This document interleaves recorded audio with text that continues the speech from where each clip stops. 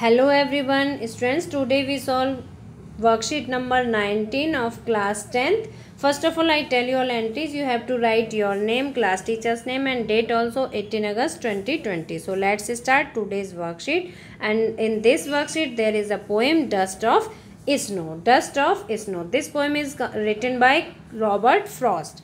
Robert Frost is an American poet. So this is a very short poem. So let's start. The way a crow shook down on me the dust of snow from the hemlock tree. Means जिस तरह से the way a crow, जैसे एक कौए ने shock down on me the dust of snow, मेरे ऊपर snow means बर्फ़ की धूल मेरे ऊपर गिरा दी, फ्रॉम द हेमलॉक ट्री, और कहाँ से गिराई, धतूरे के पेड़ से. हेमलॉक ट्री मीन्स होता है धतूरे का पेड़. Has given my heart a change of mood, और उस धूल के गिरने से मेरे दिल, मेरा मूड बिल्कुल बदल गया. And saved some part of the day I had rued, और जो मेरा बाकी बचा हुआ दिन था वो उस धूल ने बचा लिया. अर्थात उस दिन जो कवि उदास था तो उसका मन बहुत खुश हो गया. I hope now you understand this poem. This is very short and very interesting poem. Now come to the next point. There are moments in life when we feel unhappy but nature cheers up. कभी जीवन में ऐसे भी समय आता है जब हम बहुत अनहैप्पी होते हैं, बहुत ही अच्छा महसूस नहीं कर रहे होते हैं, लेकिन नेचर चीयर्स अप, लेकिन प्रकृति हमारा साथ देती है, हमें खुश कर देती है. एंड पार्ट 1 में देखते हैं हम from the list given below. अब जो इसमें लिस्ट दी गई है, यहाँ पर कुछ लिस्ट में कुछ दिया गया है. टिक वॉट मेक्स यू हैप्पी. आपको क्या करना है, उसे टिक करना है वॉट मेक्स यू हैप्पी, जिससे कि तुम खुश हो जाते हो. ठीक है. Looking at the rising sun, तो आपको इसमें बताना है कौन कौन सी चीज़ें हैं दैट मेक्स यू हैप्पी, जिनसे आप खुश हो जाते हैं. Looking at the rising sun, तो उगते हुए सूरज को देख के सबको खुशी मिलती है, तो इससे हमें खुशी मिलती है. A new leaf on a plant, plant पर जब एक नई पत्ती आती है तो दैट मेक्स मी हैप्पी, तो आपको ये भी टिक करना है. इसमें आपको अपनी चॉइस के अकॉर्डिंग वहाँ टिक करना है जिससे आपको खुशी मिलती है. मैं अपनी चॉइस के अकॉर्डिंग इसमें टिक कर रही हूँ. अ flower bird on A plant, एक प्लांट पर जब एक फूल की कली खिलती है, फ्लावर बर्ड जब एक फूल की कली लगती है, that makes me happy. The sound of birds in the morning, सुबह के समय चिड़ियों की जो आवाज़ होती है, that makes me happy.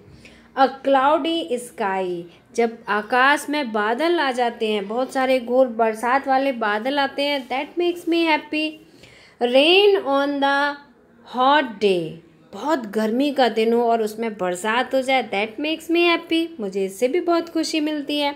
Birds in A water bath, जब बरसात का पानी हो या कैसा भी पानी हो उसमें चिड़ियाँ नहाती हों, वाटर बाथ करती हैं, that makes me happy.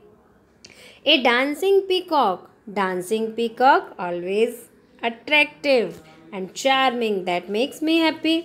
A star-studded sky means जब आकाश में तारे निकल रहे होते हैं, that makes me happy. A laughing face, और एक मुस्कुराता हुआ चेहरा also makes me happy. तो all these things are natural and these things makes me happy. ये सभी प्रकृति के फैक्ट्स हैं और ये सभी मुझे बहुत खुश करते हैं. Now come to next point. Such things makes us feel happy instantly, जो ऐसी चीज़ें होती हैं कि हमें बहुत खुशी देती हैं, तुरंत हमारे दिल को खुश कर देती हैं. And our mood improves making us joyful, और हमारा जो मूड होता है वो बहुत ही जॉयफुल हो जाता है, इन्जॉय करने के मूड में हम आ जाते हैं. The poet had a similar experience one day. अब इसमें अभी हमने पोइम डिस्कस की थी तो उसमें बताया था कि जो पोइट था वो बहुत ही डिस्पेयर था, बहुत ही दुखी था, परेशान था, डिप्रेस था, लेकिन जब उसके ऊपर एक क्रो ने डस्ट ऑफ स्नो गिराई तो उससे क्या हुआ, उसका मन खुश हो गया, है ना. तो इसमें similar experience one day, poet ने अपना एक दिन का एक्सपीरियंस को इसमें डिस्क्राइब किया है.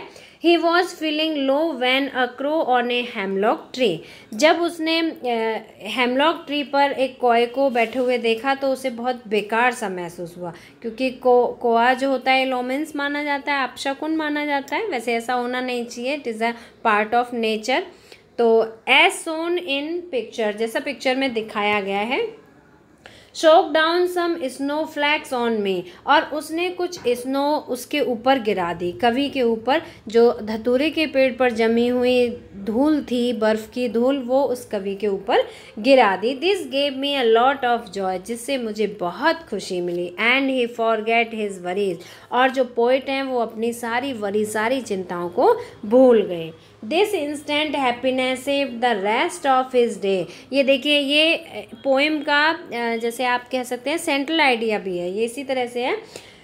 This instant happiness saved the rest of his day, और इस इंस्टेंट हैप्पीनेस ने save the rest of his day, उसके जो बचा हुआ दिन था उस बचे हुए दिन में बहुत खुशी दी। And it passed with cheer, और वो दिन उसका बहुत खुशी के साथ बीता। Now part B, now answer some questions related to this poem. अब आपको पोएम से रिलेटेड कुछ क्वेश्चंस हैं, उनके आंसर्स देने हैं। So what is the name of the poet, poet का नाम बताना है। सबसे पहले हमने वर्कशीट स्टार्ट करते इसमें पोइट का नाम बताया था। Poet name is Robert Frost, ROBERT, Robert Frost. तो आपने लिखना है the poet name is Robert Frost. Now come to the next question. What happened due to the presence of crow on the tree? Tick the correct option. कवि ने जब पेड़ के ऊपर क्रो को बैठे हुए देखा तो what happened, क्या हुआ, due to presence of the crow, crow के पेड़ के ऊपर प्रेजेंट रहने के समय फिर क्या घटित हुआ। There was a bird sound, क्या वहाँ पे एक चिड़िया की आवाज़ सुनाई दी। नो, ये नहीं है। द ट्री लुक्ड ब्यूटीफुल, पेड़ बहुत सुंदर दिखाई दिया। No. Some snow flakes shook down on the poet, कवि के ऊपर कुछ बर्फ की धूल गिरी। Yes, this is the correct option. So correct option is C. Can you guess the state of mind of the poet, क्या तुम कवि की मानसिक स्थिति का अनुमान लगा सकते हो। Just before the activity of the crow, crow की एक्टिविटी करने से पहले, मीन्स जब कवि ने क्रो को देखा था और जो क्रो ने जो भी एक्टिविटी की थी, जो उसने डस्ट ऑफ स्नो गिराई थी, तो उसके गिरने से पहले जो कवि की मेंटल स्टेट थी वो क्या थी। टिक द करेक्ट ऑप्शन, आपको करेक्ट ऑप्शन टिक करना है। इसमें सी था the poet was annoyed and angry, poet बहुत ही एनॉयड था, गुस्सा था और एंग्री था। ही वॉज हैप्पी, क्या वो खुश था। नहीं, वो खुश नहीं था। He was in state of despair, वो निराशा की स्थिति में था। तो C option is correct, he was in a state of despair. How did the poet feel just after the crow shook down some snowflakes. Tick the correct option. How did the poet feel, कवि को कैसा महसूस हुआ। After the crow shook down some snowflakes, जब crow ने उसके ऊपर कुछ स्नो फ्लैक्स गिरा दी। He felt even more sad, उसे बहुत दुख महसूस हुआ। नहीं। His mood changed, yes his mood changed. He started laughing, उसने हंसना शुरू किया। नहीं, हंसना तो स्टार्ट नहीं किया था, बट हिज मूड चेंज्ड, उसका मूड चेंज्ड हो गया था। सो correct option is his mood changed. Choose the line from the poem which shows that the poet has been sad during the day. आपको पोएम से वो लाइन चूज करनी है जो ये दिखाती है कि जो पोइट है उसका सैड ड्यूरिंग द डे, वो दिन के समय बहुत ही दुखी थे। तो अभी मैं आपको पोएम की लिखी हुई लाइन दिखाऊंगी। इसकी जो लास्ट लाइन थी, of a day I had rued, तो ये अभी मैं आपको रिटन में दिखाती हूँ। ठीक है। Now come to next question. What is the correct rhyming scheme used by the poet? Poet के द्वारा यूज की गई करेक्ट राइमिंग स्कीम कौन सी है। Tick the correct option, correct option बताना है। Correct option is A-B-A-B। ठीक है, A-B-A-B। Now come to the next question 7th। Nature can give us a lot of happiness, प्रकृति हमें, देखो मैं अभी आपको 5th, 6th and 7th written form में लिखा हुआ दिखाऊंगी और समझाऊंगी भी। ठीक है। Nature can give us a lot of happiness, पहले हम क्वेश्चन को समझ लेते हैं।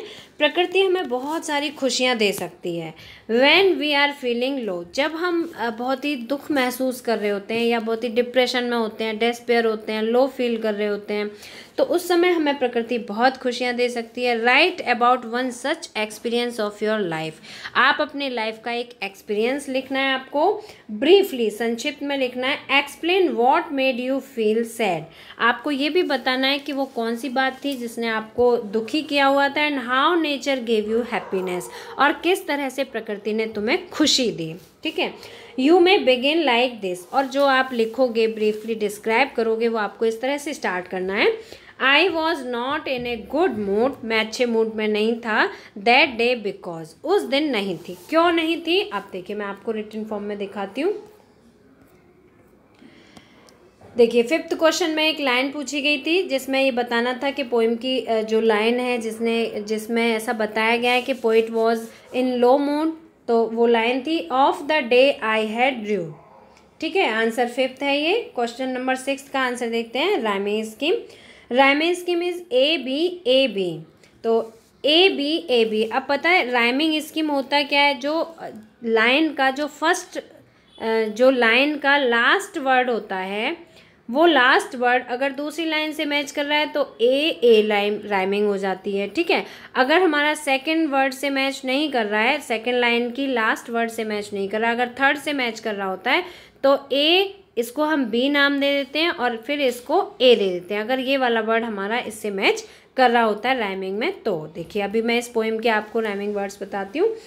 क्रो, इस पोइम की जो फर्स्ट स्टेंजा लिया है मैंने वहाँ से लास्ट वर्ड है, ये लाइन का लास्ट वर्ड है क्रो, सेकंड लाइन का लास्ट वर्ड है मी, थर्ड लाइन का लास्ट वर्ड है स्नो, और फोर्थ लाइन का राइमिंग वर्ड है लास्ट वर्ड है ट्री। तो इसमें देखिए क्रो साउंड, क्रो की जो साउंड है वो स्नो से मैच कर रही है, एंड मी की जो साउंड है वो ट्री से मैच कर रही है। ठीक है, सो इस पोइम की जो राइमिंग स्कीम है that is A B. Crow rhymes with snow and me rhymes with tree, that's why its rhyming scheme is A B.